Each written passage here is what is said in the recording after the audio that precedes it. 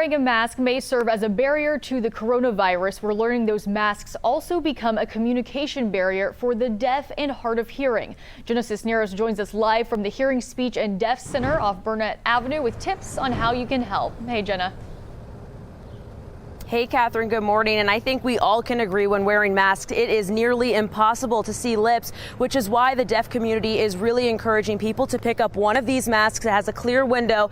That way you can see my lips as I speak, and it's really beneficial for those folks who heavily rely on this to effectively communicate. Now, during the pandemic, the deaf and hard of hearing community says they feel like they've been limited with their ability to communicate because they, again, heavily depend on reading facial expressions and lips. So imagine that reality for these folks during the past few months, as most of the people they come in contact with are wearing those protective masks.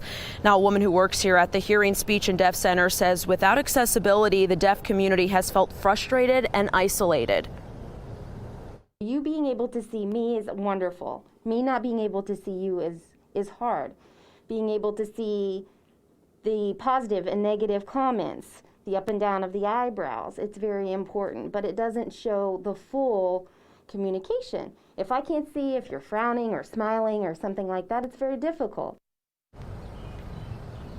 So it's really just as easy as switching the mask you're wearing every single day to really help these folks out. And if you'd like to get your hands on one of these, we'll have all those details posted inside this story on local12.com. For now, we're live in Corryville. Jenna Cisneros, Local 12 News. Thank you, Jenna. And if you do get your hands on one of those masks, the Hearing, Speech and Deaf Center recommends choosing a bold, contrasting mask color so it's easier to read lips.